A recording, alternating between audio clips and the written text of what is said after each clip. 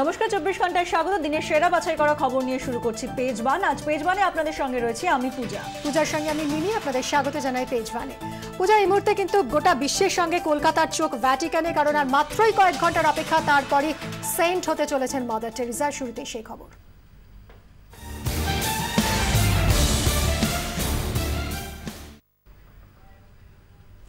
অপেক্ষা শুধু রাত পোহানোর। কাল মাদার টেরেসাকে সন্ত ঘোষণা করবেন পোপ ফ্রান্সিস। ভ্যাটিকানে এখন চলছে শেষ মুহূর্তের প্রস্তুতি। সব পথ এখন রোমে। অপেক্ষার মাত্র কয়েক ঘন্টার। রবিবার সন্ত হবেন মাদার টেরেসা। এই হচ্ছে Saint Peter square, Vatican city, যেখানে কাল আমাদের কলকাতার মাদার টেরেসাকে বলা হবে সেন্ট টেরেসা, এবং সেই সেন্ট ঘোষণা করবেন স্বয়ং পোপ। রেনেসাঁ যুগে স্থাপিত মাইকেল অ্যাঞ্জেলোর হাতে তৈরি অনুপম স্থাপত্য ভ্যাটিকানের সেন্ট পিটার্স বেসিলিকা, গোটা বিশ্বের রোমান ক্যাথলিক সম্প্রদায়ের তীর্থক্ষেত্র। তার সামনেই সেন্ট পিটার স্কোয়ার, সেখানেই মাদারকে সন্ত ঘোষণার জন্য ক্যানোনাইজেশন অনুষ্ঠান। আমি আমার সহকর্মী আকবরকে বলবো একটু দেখাতে। এই হচ্ছে সামনের যে বড় চার্চটি দেখা যাচ্ছে, সেটা হচ্ছে সেন্ট পিটার্স ব্যাসিলিকা। সেটা হচ্ছে রোমান ক্যাথলিকদের সব থেকে বড় পীঠস্থান, এবং সেখানে আপনারা শুনতে পাচ্ছেন, দেখতে পাচ্ছেন যে এখন কালকের যে মহা সমারোহ তার প্রিপারেশন চলছে। কোয়ার সিঙ্গাররা তাদের শেষবারের মতন গলা মিলিয়ে নিচ্ছেন। আর এই হচ্ছে বিউটিফুল সেন্ট পিটার স্কোয়ার, যেখানে তারা বিভিন্ন জায়গা থেকে আসছে তারা মাদার টেরেসাকে শ্রদ্ধা জানানোর জন্য। 2003-এ এই সেন্ট পিটার স্কোয়ারে বেয়াটিফিকেশনের মাধ্যমে মাদার টেরেসাকে আশীর্বাদ ধন্য ঘোষণা করেন পোপ দ্বিতীয় জন পল। প্রচলিত নিয়ম ভেঙে মৃত্যুর 2 বছর পরেই মাদারকে সন্ত ঘোষণার প্রক্রিয়া শুরু করার সবুজ সংকেত দেন তিনি। On the canonization day, it's we might say the Church's official stamp of approval and confirmation of what the sense was among the people of God already. And so the Holy Father will say definitively that Mother Teresa is in heaven, and from there she intercedes for us, and that her life is a good example for us.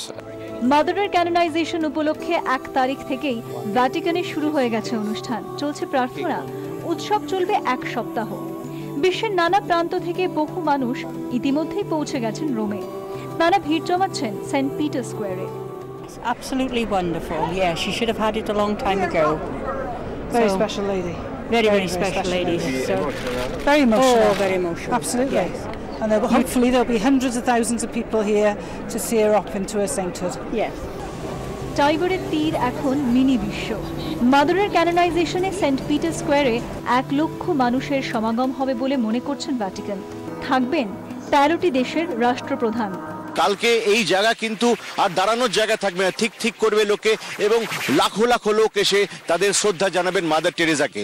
এবং এই beautiful Vatican square হয়ে সত্যি একটা ভারতবর্ষের মিলন ক্ষেত্র। আনন্দের এই মুহূর্তেও আশঙ্কার মেঘ কিন্তু যাচ্ছে না। ভ্যাটিকান তাদের চূড়ান্ত লক্ষ্য বলে হুমকি দিয়েছে আইএস। তাই ক্যানোনাইজেশনের আগে বজ্র আঁটুনিতে বেঁধে ফেলা হয়েছে রোমের নিরাপত্তা। ভ্যাটিকান সিটি থেকে 24 ঘন্টার জন্য আকবর হোসেন মল্লিকের সঙ্গে অনির্বাণ চৌধুরী। পূজা, সরাসরি ভ্যাটিকানে চলে যাবো, অনির্বাণের সঙ্গে কথা বলবো আরো এ বিষয়ে। অনির্বাণ, কলকাতার সঙ্গে মাদারের সঙ্গে কলকাতার একটা আবেগ জড়িয়ে রয়েছে, এবং এই মুহূর্তে গোটা বিশ্বের সঙ্গে কলকাতাও অধীর আগ্রহে অপেক্ষা করে রয়েছে সেই মুহূর্তটার জন্য। ঠিক কিভাবে চলছে এই প্রস্তুতি, একেবারে শেষ পর্বের প্রস্তুতি কিভাবে চলছে? মিমি, পূজা, হাই ফ্রম ভ্যাটিকান। আচ্ছা শোনো, যেটা হচ্ছে কলকাতার সাথে মাদারের যে একটা অদ্ভুত নারীর যোগাযোগই বলা চলে, যদিও তিনি কলকাতায় জন্মগ্রহণ করেননি, কিন্তু যেটা দেখা যাচ্ছে যে কালকে মমতা বন্দ্যোপাধ্যায় একটা অদ্ভুত একটা প্ল্যান নিয়েছেন। সেই প্ল্যানটা যদি কার্যকরী হয়, ভ্যাটিকান সিটি কালকে একটা অভূতপূর্ব দৃশ্য দেখবে। তারা দেখবে যে কলকাতা থেকে আগত, বাংলা থেকে আগত একদল লোক, যারা আমরা সাংবাদিকরাও আছি, তারা আমরা প্রসেশন করে যাব, এবং আমাদের বুকে একটা ব্যাজ লেখা থাকবে paying homage from the city of mother, এরকম গোছের একটা, এবং গাইতে যাব আগুনের পরশমণি। এখন আমরা সাংবাদিকরা গাইবার স্কোপ পাবো কিনা জানি না, তবে এটাই হচ্ছে প্ল্যান। এবং সব থেকে ইন্টারেস্টিং হচ্ছে মমতা বন্দ্যোপাধ্যায় কিন্তু যে ভিআইপি যে পিঙ্ক পাস যাদের দেওয়া হয়েছে, তোমরা বললে যে এত টাইট সিকিউরিটি হয়েছে ওখানটা, সেই পিঙ্ক পাস যেখানে সুষমা স্বরাজ অরবিন্দ কেজরিওয়াল বসবেন সেখানে কিন্তু মমতা বসছেন না, তিনি বসছেন পেছনের দিকে। আম জনতা যেখানে কলকাতা থেকে যারা এসছেন, মিশনারিজ অফ চ্যারিটি থেকে যারা এসছেন, নির্মল হৃদয় থেকে যারা এসছেন, বিভিন্ন রিপ্রেজেন্টেটিভ যারা এসছেন, তাদের সঙ্গে কিন্তু মমতা ব্যানার্জি বসবেন উইথ দ্য অরেঞ্জ স্টিকার। সুতরাং কালকের অনুষ্ঠানে কলকাতা এবং বাংলা একটা আলাদা, একটা সেপারেট আইডেন্টিটি নিয়ে মুভ করবে। অনির্বাণ, এখানে জানতে চাইবো যে যেভাবে তুমি বললে যে আগামীকাল কলকাতা এবং বাংলা একটা সেপারেট আইডেন্টিটি নিয়ে সেখানে উপস্থিত থাকবে, যখন ক্যানোনাইজেশন চলবে, যে প্রক্রিয়াটা চলবে, তুমি রয়েছো সেখানে কলকাতাবাসী এবং মাদার টেরেসার সঙ্গে কলকাতার যেরকম একটা টান আমরা সবাই জানি, সেখানে এই মুহূর্তে দাঁড়িয়ে তোমার ঠিক কি অনুভূতি অনির্বাণ?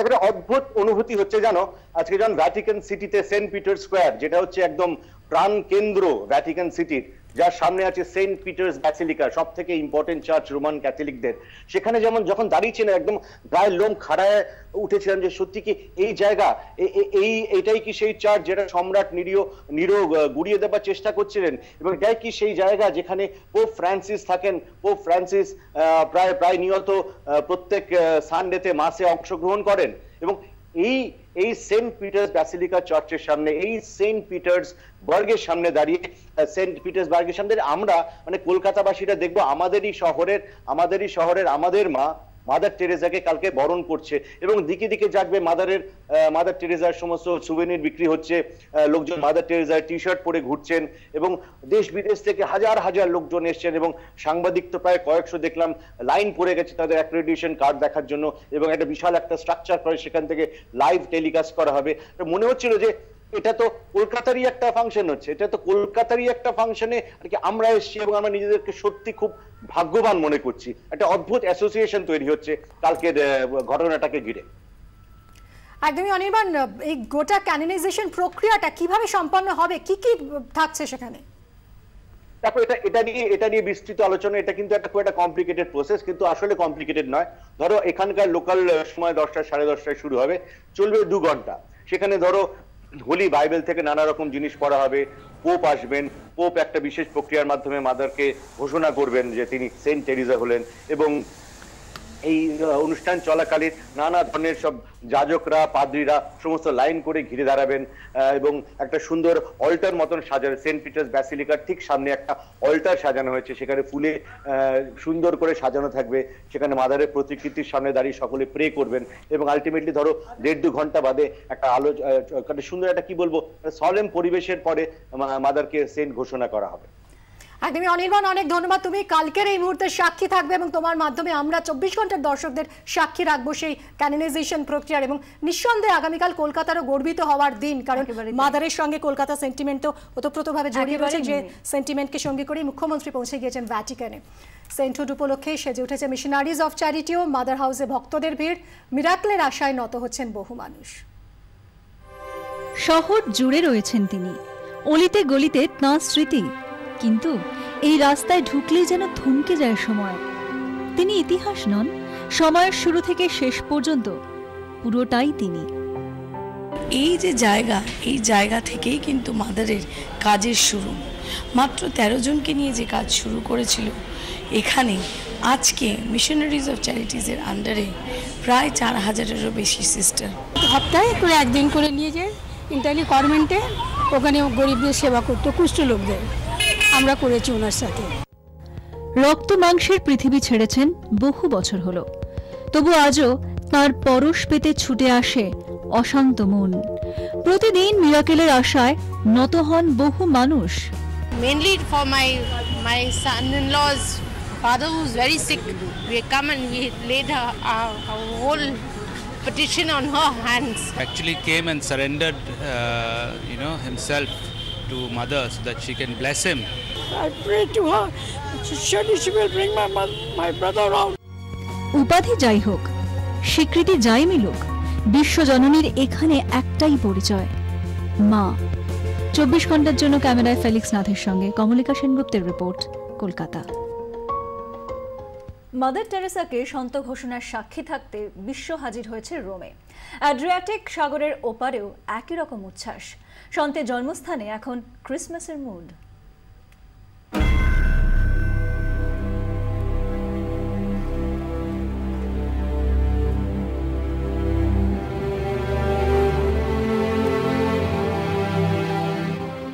1910-এর 26শে অগস্ট। তখনও অটোমান সাম্রাজ্যের পতন হয়নি। বর্তমান ম্যাসেডোনিয়ার রাজধানী স্কোপিয়ে শহরে জন্মেছিলেন অ্যাগনেস। এই শহরে জীবনের 18টা বসন্ত কাটিয়েছিলেন তিনি। তারপর আয়ারল্যান্ড হয়ে ভারত, সিস্টার থেকে মাদার, মাদার থেকে সন্ত। অ্যাড্রিয়াটিক সাগরের ওপারে রোমে যখন ক্যানোনাইজেশন, তখন এপারেও আনন্দে ভাসছে স্কোপিয়ে। এই শহরেই যে একদিন কেটেছে সন্তের শৈশব, কৈশোর। তাঁর অবদান ভাষায় প্রকাশ করা যাবে না। তিনি ছিলেন একজন শিক্ষক। তিনি আমাদের মানবতার শিক্ষা দিয়েছেন। 5 দশক আগে ভূমিকম্পে ভেঙে যায় সন্তের বাড়ি। এক জায়গায় সেই পুরনো বাড়ির আদলে তৈরি হয়েছে মিউজিয়াম। আলবেনিয়ান ক্যাথলিক পরিবারে তার জন্ম। গনসা হলো তুর্কি নাম, মানে গোলাপের কুঁড়ি। 18 বছর বয়সে মাদার এখান থেকে চলে যান।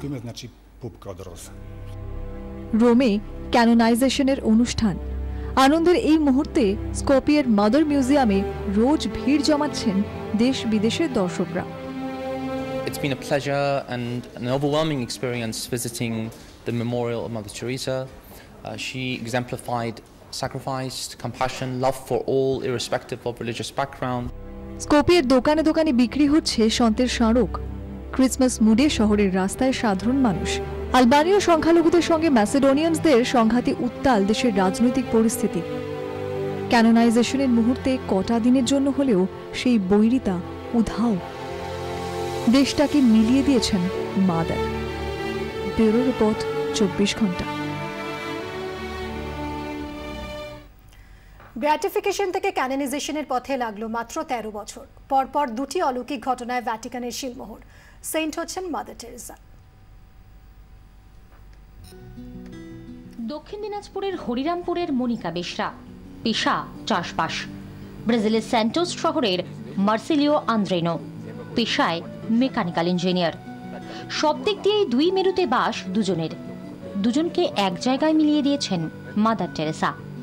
তাদের জীবনের গল্প শুনেই মাদারকে সেন্টহুড দেওয়ার সিদ্ধান্ত নেয় ভ্যাটিকান।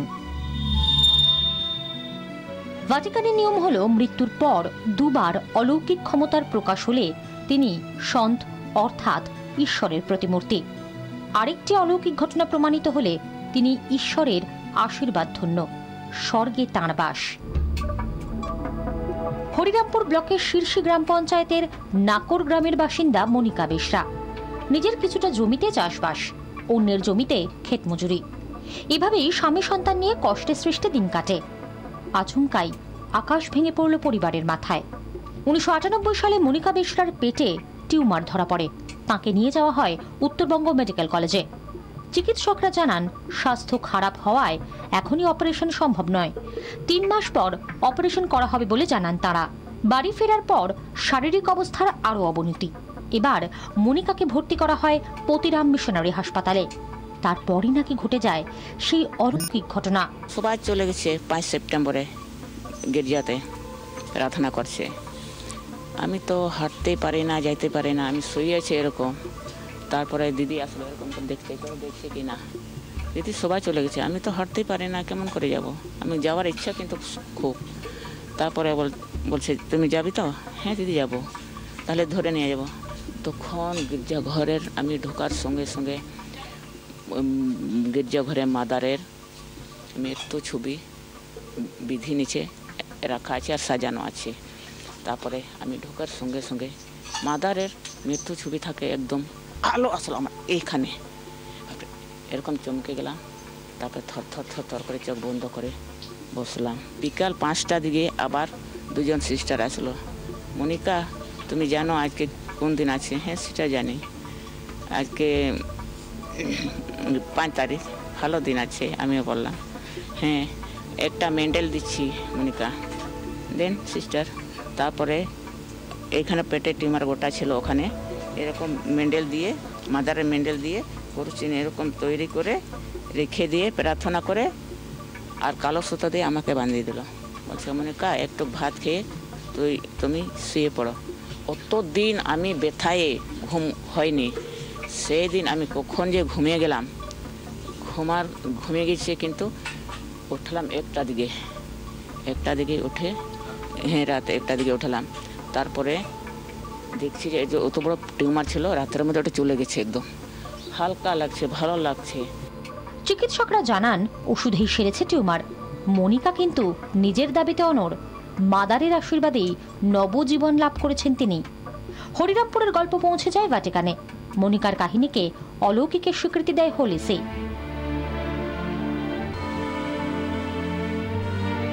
19 অক্টোবর 2003 ভ্যাটিকানে বিয়াটিফিকেশন। পোপ দ্বিতীয় জন পল মাদার টেরেসাকে আশীর্বাদ ধন্য ঘোষণা করেন।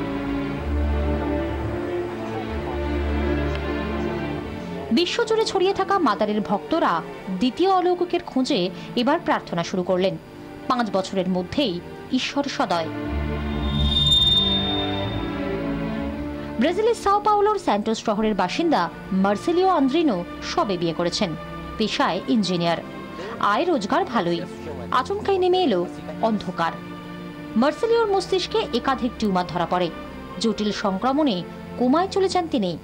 স্বামীর জন্য মাদার টেরেসার কাছে প্রার্থনা শুরু করেন মার্সেলিও আন্দ্রিনোর স্ত্রী ফার্নান্দা রোচা। 2008 ডিসেম্বরে মার্সেলিওকে নিয়ে যাওয়া হয় অপারেশন থিয়েটারে।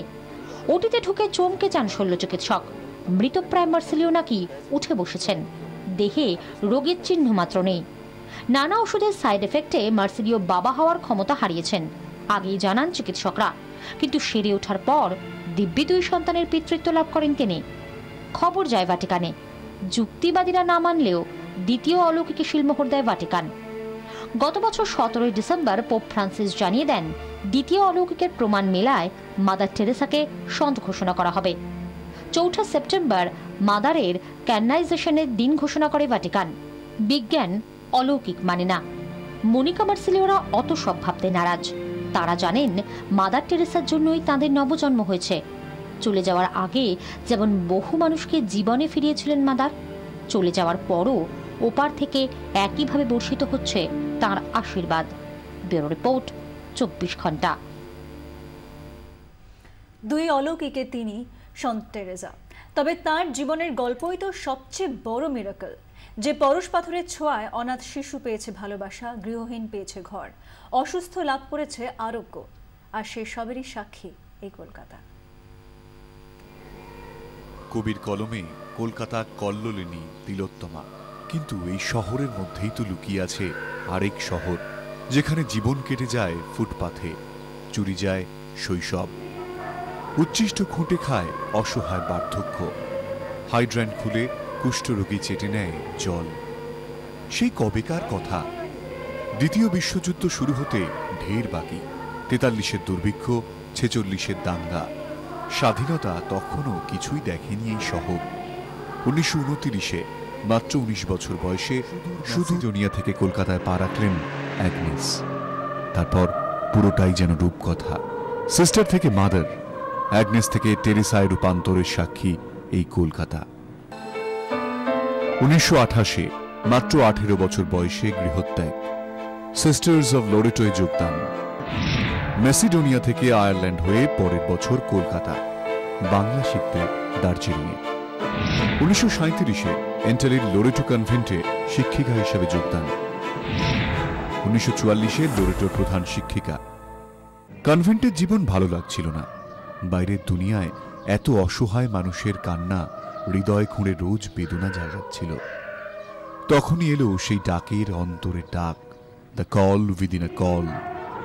লোরেটো কনভেন্ট থেকে বেরিয়ে এলেন মাদার টেরেসা। চলে এলো ভ্যাটিকানের অনুমতি।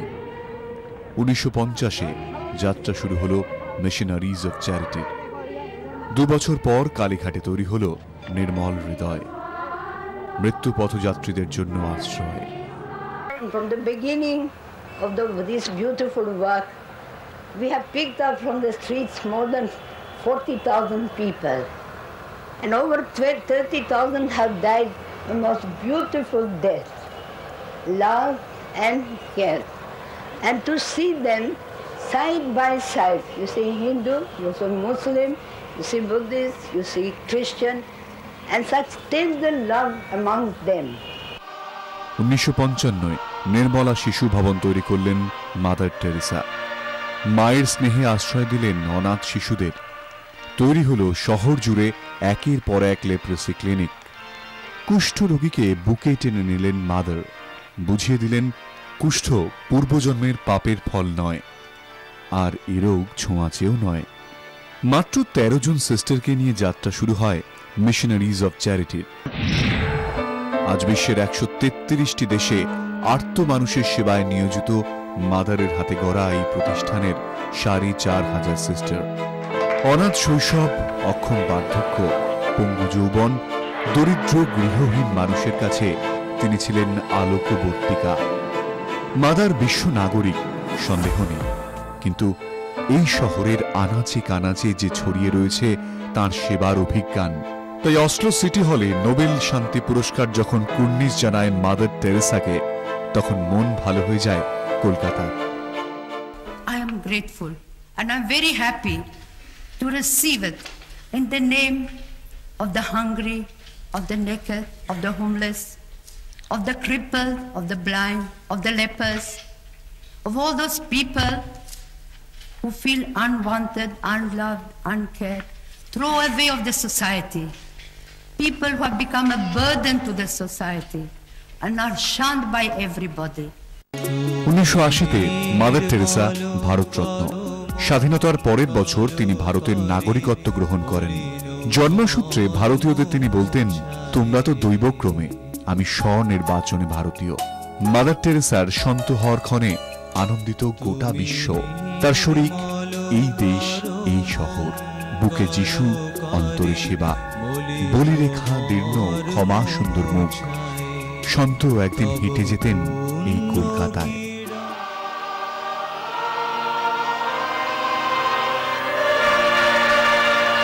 রিপোর্ট 24 ঘন্টা।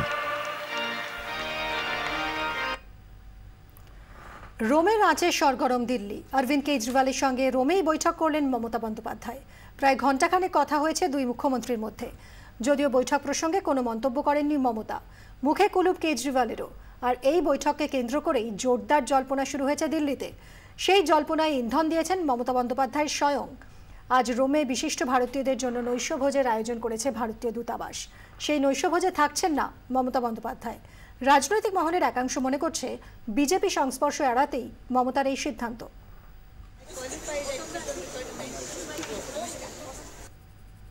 আর এই বিষয় নিয়ে আমরা কথা বলেছিলাম আমাদের এডিটর অনির্বাণ চৌধুরীর সঙ্গে। তিনি এখন ইউরোপে মমতা বন্দ্যোপাধ্যায়ের সফর সঙ্গে। শুনে নেব কি বলছেন তিনি। আমি জিজ্ঞেস করেছিলাম মমতা বন্দ্যোপাধ্যায়কে যে গতকাল রাত্রে আপনার সঙ্গে যে অরবিন্দ কেজরিওয়ালের মিটিং হলো, কি হলো? উনি মৃদু হেসে বললেন যে ওটা রোম নিয়ে আলোচনা হয়েছে আর মাদার টেরেসা নিয়ে আলোচনা হয়েছে। সে মৃদু হাসি পূজা বুঝিয়ে দিল যে এটা তো শুধু রোম আর মাদার টেরেসা নিয়ে দুটো মুখ্যমন্ত্রীর মধ্যে আলোচনা হয়, তাদের মধ্যে আলোচনার কেন্দ্রবিন্দু হয়ে দাঁড়ায় রাজনীতি, এবং অবশ্যই ভারতের রাজনীতি, অবশ্যই দিল্লির রাজনীতি। মুখে অবশ্য দুপক্ষই কেউ কিছু বলেনি। এখন অবশ্যই এটা ইটস ভেরি অবভিয়াস যেটা অকেশনটা এরকম এখানে রাজনীতি করা বা রাজনৈতিক আলোচনা করার জায়গা নয়। কিন্তু মমতার মৃদু হাসি আমাদের বুঝিয়ে দিল যে অবশ্যই অবশ্যই দিল্লি এবং ভারতবর্ষের ভবিষ্যতের রাজনীতি নিয়ে দুই চিফ মিনিস্টার যারা ঘোষিত অ্যান্টি বিজেপি লবির সদস্য বলে পরিচিত, তাদের মধ্যে আলোচনা হয়েছে। এটা মমতা বন্দ্যোপাধ্যায় জানে খুব স্বাভাবিকভাবে। উনি একটা চাইছেন না বাংলার একটা আলাদা একটা স্বাতন্ত্র্য বজায় থাকেন। আফটার অল মাদার টেরেসা কলকাতার তো, এবং উনি কলকাতার মাদার টেরেসা কালকে সেন্ট পাবেন, এরকম একটা ইমেজ উনি খাড়া করার চেষ্টা করছেন। এবং আজকে রাত্রে যে নৈশভোজ অফিসিয়ালি জানিয়ে দেওয়া হয়েছে, অ্যাম্বাসাডারের দেওয়া নৈশভোজ, উনি যাচ্ছেন না, এবং কারণটা সেরকম ভাবে কিছু বলা হয়নি। কিন্তু এটা অবশ্যই যে মমতা বন্দ্যোপাধ্যায় এখানে আর কি উনি মুখে না বললে এটা আমরা যেটা আভাস পাচ্ছি যে একটা সেন্ট্রাল গভর্নমেন্টের দেওয়া নৈশভোজ, যেখানে বিজেপির মিনিস্টার এবং প্রচুর বিজেপির সদস্য এবং সমর্থকরা এসছেন। দুজন সুষমা স্বরাজ ছাড়া যারা একজন মিনিস্টার আছেন, তিনি তাদের সর্ব একটু ত্যাগ করতে চাইছেন। আগামীকাল সেন্ট হবেন মাদার টেরেসা। ভ্যাটিকানে ক্যানোনাইজেশন অনুষ্ঠানে থাকবেন মুখ্যমন্ত্রী মমতা বন্দ্যোপাধ্যায়। গতকাল রাতে রোমে পৌঁছন তিনি। তার আগে আজ রোমের রাস্তাঘাট ঘুরে দেখেন মুখ্যমন্ত্রী। হাঁটার অভ্যাস তাঁর বরাবরই, ভ্যাটিকানে গিয়েও ব্যতিক্রম হলো না। আজ কলোজিয়ামের কাছে কিছুক্ষণ রাস্তাঘাট ঘুরে দেখেন তিনি, পরে ফিরে আসেন হোটেলে।